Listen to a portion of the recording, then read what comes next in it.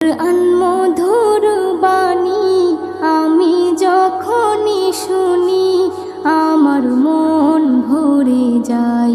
শোনো মুমিন মুসলমান, পড়ে দেখো না কোরআন, কত শান্তি পাওয়া যায়। কোরআন মধুর